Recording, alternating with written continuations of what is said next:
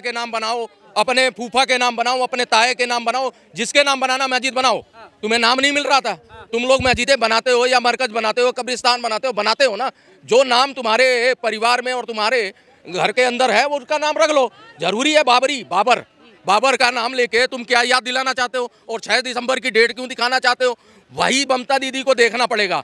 अब जो है ये नहीं चलेगा। अब सनातनी, आपको याद होगा कि ममता दीदी जा रहा था, उनका काफिला एक जय श्री राम का नारा लगा दिया, उतर के ऐसे लगा कि उनको पता नहीं तो गरीब गुरबा में मुंह दे दिया, आवाज दे दी बोलने का। जीव नहीं था पहले तुम्हारे पास, पहले तुम नहीं बोल पाते थे। गरीबों को मसीहा तो ममता बनर्जी भी। अरे मसीहा बनो, लेकिन ये मत बोलो कि बोलना लालू यादव सिखाए, बोलना अंबेडकर सिखाए, बोलना ममता भी सिखाई।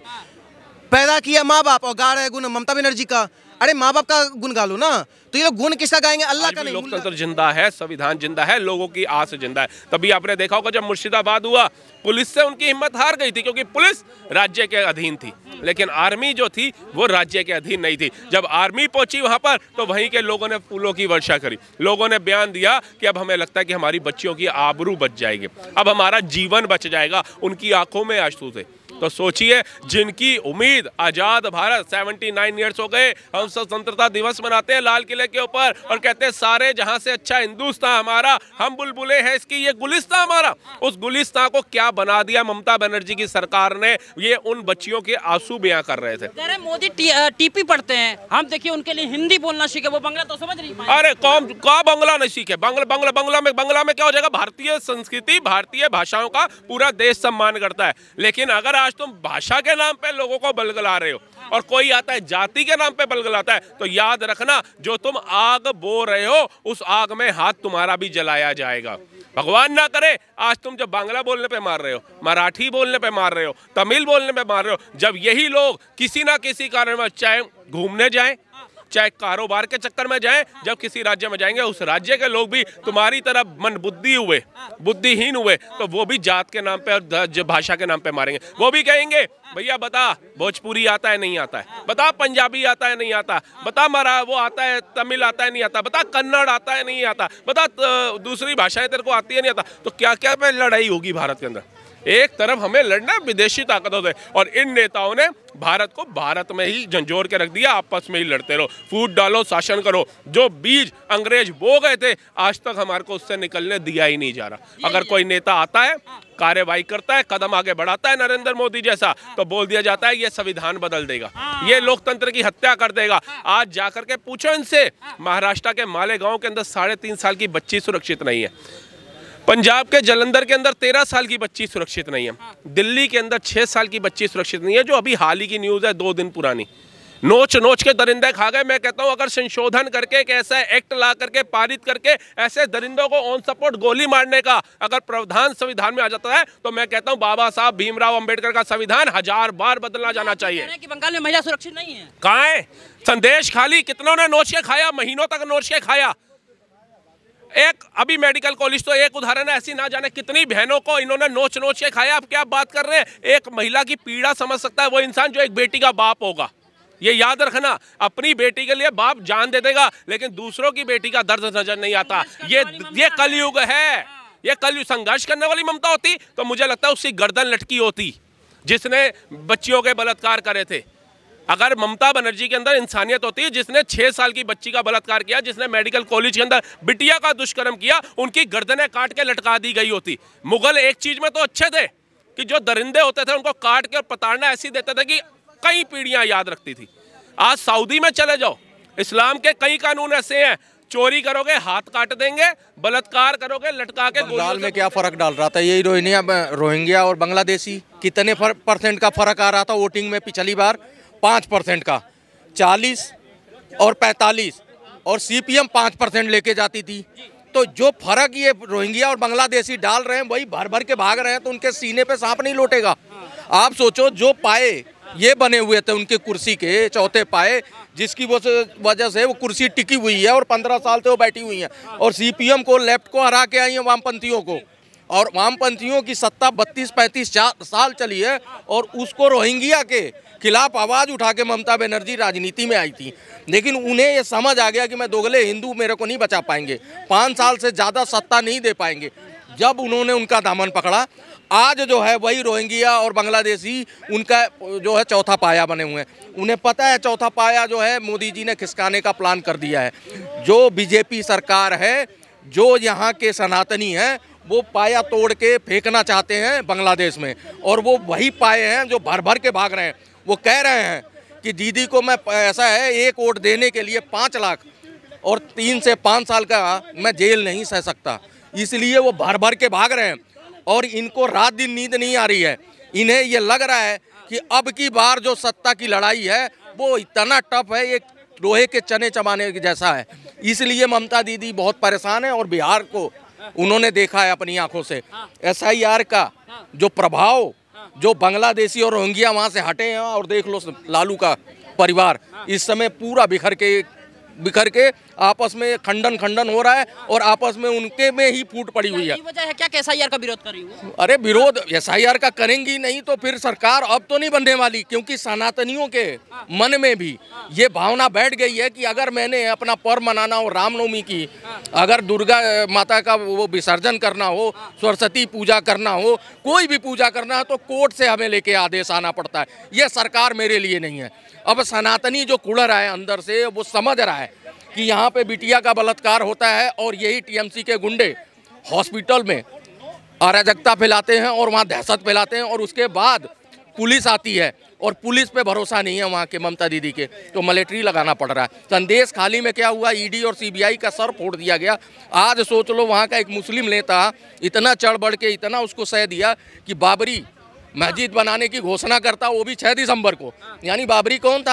आक्रांता था। कोई मुसलमान आज उसके बारे में बात नहीं करना चाहता, बाबर के बारे में, और वो बाबरी की याद ताज़ा कर रहा है। यानी वो आग में घी डाल रहा है। वो सोच रहा है कि प्रवोक करो मुसलमानों को, और किसी तरह से बंगाल में तो हम ही तादाद में, बाकी देशों में जो मुसलमान हैं वो भी हमारी तरह सोचने लगे, और उसके बाद यहाँ पे जो स्थिति बीजेपी के स्टेट में है वो सारी जो है तहस नहस हो, और लोगों में अराजक वो भय फैले कि भैया हिंदू मुसलमान जो हम कह रहे थे, वो देखो ममता बनर्जी बहुत हम्बा हम्बा बूम बम बोलती है, हमको उनका लैंग्वेज समझ नहीं आता है। ठीक है, अब दूसरी बात कि जो ममता बनर्जी इतनी पढ़ी लिखी है, हम मान लेते हैं बहुत पढ़ी लिखी है, जो ममता बनर्जी एक रेप के खिलाफ नहीं बोल पाती है, ममता बनर्जी नाम रखने के बावजूद, जो ममता बनर्जी देश हित में कोई काम नहीं करती है, जो ममता बनर्जी एक महिला को सिर्फ बीजेपी को वोट देने के कारण उंगली काट देती हो, वो ममता बनर्जी का आप शायरी सुनने बैठे हुए हैं।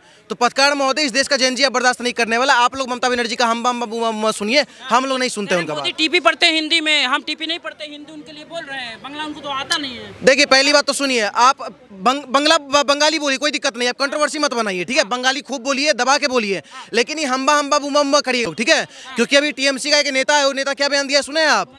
हाँ, कोई हुमायूं का औलादी, हुमायूं ही नाम है, कह रहा है बाबर का फिर से मस्जिद बनाएंगे। एक हमको ये समझ नहीं आता, बीच बीच में इस देश में बाबर का मस्जिद का कंट्रोवर्सी कहाँ से उठ जाता है।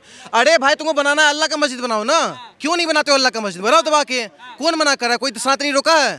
एक बात बताइए पत्रकार महोदय, अगर हम कृष्ण जी का मंदिर बनाते हैं तो हम कृष्ण जैसे बनते हैं, अगर हम राम जी का मंदिर बनाते हैं हम राम जैसे बनते हैं, महादेव का मंदिर बनाते हैं महादेव जैसे बनते हैं। बाबर का मस्जिद बनाओगे बाबर जैसे, छक्के बनोगे, बनो तुम लोग, हमको तो फायदा ही है, छक्का बनो तुम लोग। भाई साहब, तारीख भी निर्धारित कर दी उसने, करने दीजिए ना, 6 दिसंबर का नजारा दोबारा दिखा देंगे। हिंदू कमजोर थोड़ी है। बंगाल में उताना सही अब नहीं चलने वाला, उंगली काट दो, बीजेपी को वोट दे रहे हो तो मारे जाओगे, अगर भगवा लहरा दिए मार देंगे। एक मुकेश नाम का व्यक्ति बजरंग दल का गाना बजाया था, हनुमान चालीसा बजाया था, उसको दुकान के अंदर घुस के ये लोग मार देते हैं। तो ये लोग लैंग्वेज पे, ये लोग धर्म पे, ये लोग जातिवाद पे मारना चाह रहे हैं। ये तानाशाही जल्दी खत्म होने वाला है, क्योंकि कमल अब हर जगह आप देख रहे हैं। देश स्वतंत्र नहीं है, कहीं मस्जिद नहीं बन सकती। देश क्या, हम खुद स्वतंत्र हैं, मेरा खुद नाम स्वतंत्र भारद्वाज है। अब आप बताइए, पूरा देश स्वतंत्र है, कौन नहीं स्वतंत्र बताइए ना? कोई गुलाम थोड़ी है इस देश में। अगर गुलाम रहते, फ्रीडम ऑफ स्पीच कब आया है? 2014 के बाद आया, इससे पहले कौन बोलता था?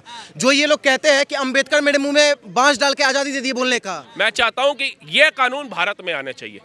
ये कानून की भारत को इस समय सबसे ज्यादा आवश्यकता है, सबसे ज्यादा जरूरत है भारत के लोगों को इस कानून की, कि अगर कोई बहन की तरह तिरछी नजर से देखे तो मार दे। अभी एक लड़के ने मार दिया, उसको अरेस्ट कर लिया गया। जब उससे रिपोर्टर ने पूछा, भाई तूने इनको क्यों मार दिया? कह रहा मेरी बहन को गंदे गंदे कमेंट कर रहा था, जब वो घर से जाती थी छेड़ता था, फिर कहता था तेरी बहन की शादी मेरे से करा दे, सोने में तोल दूंगा। वो कहता है मेरी बहन को कोई सोने में तोल देगा? कह रहा छुरा लेकर के घोप दिया मैंने, मुझे परवाह नहीं है, मुझे फक्र है कि मैंने अपनी बहन की आबरू बचाने के लिए, जहां पर सरकारें फेल हो गई थी, जहां शासन प्रशासन फेल हो गया था, मैंने अपनी बहन की आबरू बचाने के लिए अगर इस दरिंदे को मार दिया तो मुझे जरा भी संकोच नहीं है, और मैं खुद सैल्यूट करता हूं। खुद सैल्यूट करता हूँ। या तो नरेंद्र मोदी जी को संविधान में संशोधन करना चाहिए, ऐसे दरिंदों के लिए ऐसा कानून पारित करना चाहिए कि अगर बहन बेटियों की तरफ कोई आंख उठा करके भी देखे ना तो वो 1000 बार सोचे कि मैं क्या कदम उठाने जा रहा हूँ। क्योंकि वो 3 साल की बच्ची ने कोई मिडी स्कर्ट नहीं पहनी हुई थी, वो 6 साल की बच्ची कोई कच्चा बादाम पक्का बादाम पे नाच नहीं रही थी, वो 8 साल की बच्ची कोई अपने अंग नहीं दिखा रही थी। उससे तो दुनिया का भी नहीं पता था कि जिस दुनिया में मैं आई, पहले हम सुनते थे कोख में बच्चियां मार दी जाती है, भ्रूण हत्या हो जाती है। आज बच्चियां बाहर आ रही हैं तो सुरक्षित नहीं है। उस देश के अंदर जो इतना बड़ा लोकतांत्रिक देश है, जिस देश के अंदर कहा जाता है यशस्वी प्रधानमंत्री नरेंद्र मोदी आए, जवाहरलाल नेहरू हुए, इंदिरा गांधी हुई, राजीव गांधी हुए, डॉक्टर मनमोहन सिंह हुए, आज हम ब्रह्मोस बना रहे हैं, आज हम अग्नि 5 बना रहे हैं, कहाँ शिव शक्ति पॉइंट बना रहे हैं चांद के ऊपर, कहाँ तक हम पहुंच गए, चौथी अर्थव्यवस्था पे आ गए। लेकिन जब हम ये न्यूज़ सुनते हैं कि हमारे देश के अंदर 6 महीने की बच्ची भी सुरक्षित नहीं है ना, तब हमारे को वो चौथी अर्थव्यवस्था भी कहीं ना कहीं अच्छी नहीं लगती। कहीं ना कहीं ऐसा लगता है कि उस चौथी अर्थव्यवस्था का, उस वंदे भारत नमो भारत का, उस चंद्रयान का, उस ब्रह्मोस का, उस अग्नि 5 का क्या महत्व है जब हम अपने ही देश के अंदर इन दरिंदों से नहीं निपट पा रहे। तो कहीं ना कहीं दिल पे ठेस पहुंचती है। और मैं फिर यही कहूंगा, ये दर्द वही इंसान समझ पाएगा। आपके चैनल पे भी जो लोग देखेंगे जिनके घर में खुद माँ नहीं बन पा रहा है, जगह मिला है तो वहाँ बना देंगे तो क्या? अरे भाई इनकी औकात नहीं है, यहाँ 5 एकड़ दिया गया, वो फंडिंग नहीं इकट्ठी कर पाए, आज तक नहीं बना पाए। और अगर तुम वहाँ बनाना चाहते हो तो बनाओ ना, मस्जिद किसी ने नहीं रोका, मरकज बनते हैं, मदरसे बनते हैं, मस्जिदें बनती रहती हैं, कौन पूछ रहा है। लेकिन बाबर ही मिला था, हाँ, जिसके लिए कार सेवकों ने गोलियां खाई, जिन्होंने 2 भाइयों ने, अपनी सगे भाइयों ने जान गंवाई। आप सोच लो, उनको भी याद कर लो, वो खून से नदी लाल कर दी गई। आज वही तुम दोबारा देखना चाहते हो तो तुम किस तरह का देश भावना रख रहे हो? क्या तुम्हारी देशभक्ति है? या बंगाल क्या सोच रहा है देश के बारे में? यानी बंगाल बांग्लादेश बनने के कहती हैं ममता दीदी का ऑन रिकॉर्ड पोर्टल पे बयान है, अगर आप यूट्यूब पे जाएंगे सर्च मारेंगे मिल जाएगा। वो कहती हैं कि अगर यहाँ का मुसलमान साथ दे तो मैं बांग्लादेश बना दूंगी। तो वो उसी धर्रे पे चल रही हैं। और इस बार इनकी कमर तोड़ने का सबसे सटीक हथियार अगर सरकार के पास है तो SIR अगर उसमें बाधा पड़ती है तो उनके पास प्रोविज़न है, राष्ट्रपति शासन लगा के और बढ़िया से लागू करें। और इस तरह की चीज़ें बंगाल में सही तरीके से करा दी सरकार, जो है बीजेपी की आनी तय है। क्योंकि TMC के गुंडे, देखा आपने बीजेपी के कार्यालय फूंक रहे हैं, वहाँ पे रामनवमी में हिंदुओं पे जो उनकी यात्रा निकलती है उसमें किस तरह से अराजकता फैलाई। तो ये सारी चीज़ें पूरा देश देख रहा है। इसलिए बंगाल में अब की बार पूरे देश की नज़र है कि बंगाल में सरकार बदलनी चाहिए। खेला नहीं होने देंगे ना दीदी, खेला नहीं। अब की बार खेला होके रहेगा, क्योंकि तुम्हारा जो है मेन हथियार जो टूल किक था वो तुम्हारे हाथ में नहीं लगने दे रही है बीजेपी। उसको उठा के बांग्लादेश अभी चावल मांगा है हिंदुस्तान से, चावल मांगा अपने नागरिकों के लिए। और अगर ये 2 करोड़ 2.5 करोड़ उनके देश में वापस आ जाते हैं तो वो कहाँ से खिलाएंगे? वहाँ तो कट्टरपंथी सरकार है, शेख हसीना भी नहीं है।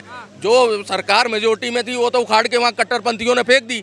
इसलिए बांग्लादेश में भी बहुत त्राहिमाम मचा हुआ है कि अगर इस तरह भारत कर रहा है और इस तरह के लोग तादाद में आते रहे तो हमारी तो अर्थव्यवस्था वैसे ही चौपट है। आखिर ये रिश्ता क्या कहलाता है उग्रवादियों के साथ में, और ये जो वहाँ के बांग्लादेश के यहाँ पे आके रह रहे हैं, ये रिश्ता ममता ने क्यों इतना? ये सत्ता का नशा है भैया, सत्ता का नशा है।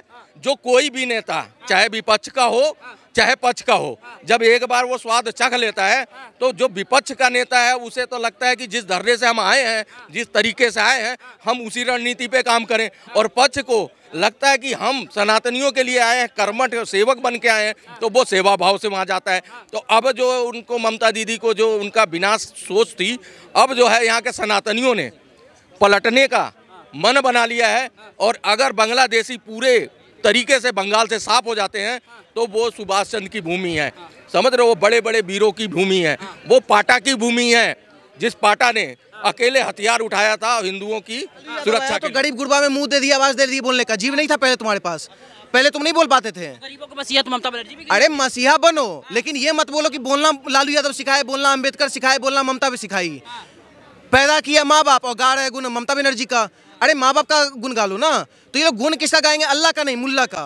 तो इन लोग का यही आइडियोलॉजी है, तो ये कहीं ना कहीं देश का जनता नकार रहा है। और रही बात ममता बनर्जी का, तो घुसपैठ ही जो घुस के बैठने वाले लोग हैं उन लोग को इस बार हटाने का काम हो रहा है। SIR से पूरा जनता खुश है। और जो आप बात कर रहे हैं जेनजी का, जेन जी पूरा खुश है। अब गांडू जनरेशन कोई होगा वही विरोध कर रहा हो, लेकिन देश का जनता कहीं ना कहीं जिस तरीके से बिहार में पंचम लड़ा है उस तरीके से बंगाल में भी लड़ाने का काम करेगा। अपने बाप के नाम बनाओ, अपने दादा के नाम बनाओ, अपने फूफा के नाम बनाओ, अपने ताए के नाम बनाओ, जिसके नाम बनाना मस्जिद बनाओ। तुम्हें नाम नहीं मिल रहा था, तुम लोग मस्जिदें बनाते हो या मरकज बनाते हो, कब्रिस्तान बनाते हो ना।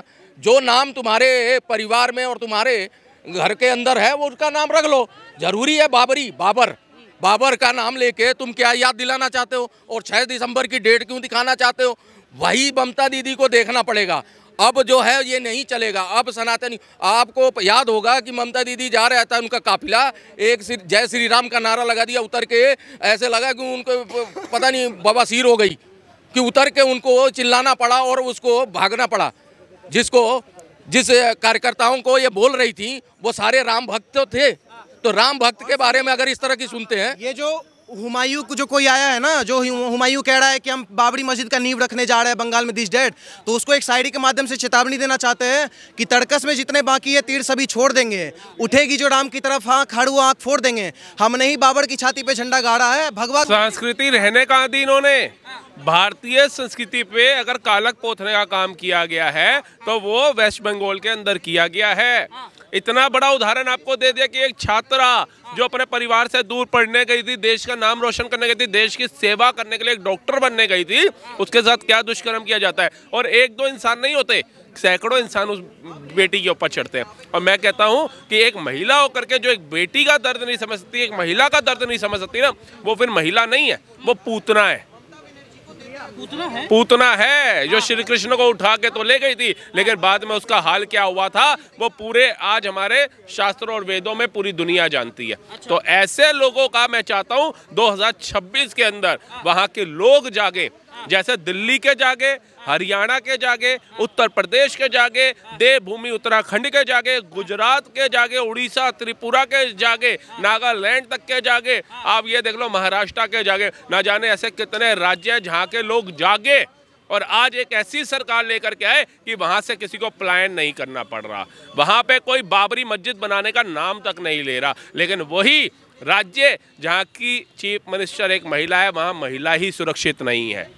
इस महिला चीफ मिनिस्टर को आकर के बोलना पड़ रहा है रात को 8 बजे के बाद महिला घर से बाहर ना निकले। आज दिल्ली जैसे शहर के अंदर, राजधानी में भी महिला आज़ाद घूमती है। 12 बजे आए ऑफिस से, 2 बजे आए, कहीं फंक्शन से आए, कहीं शादी समारोह से आए, लेकिन उसको डर का माहौल नजर नहीं आता। लेकिन वेस्ट बंगाल जो इतना बड़ा हिस्सा पहले ही ईस्ट बंगाल का दे दिया गया बांग्लादेश के अंदर, आज कहीं ना कहीं मेरे जैसे युवक को ऐसा लगता है कि कहीं ना कहीं ऐसे लोगों की जो मानसिक धारा है वो पूरे वेस्ट बंगाल को भी बांग्लादेश ना बना दे। एक आखिरी सवाल, वो ये कह रहे हैं शायराना अंदाज में कि रोशनी चांद से होती है सितारों से नहीं, वोट टीएमसी को दो किसी और को नहीं। ओह, रोशनी चांद से होती है सितारों से नहीं। इस बार भगाओ ममता को और वोट दो बीजेपी को, किसी और को नहीं।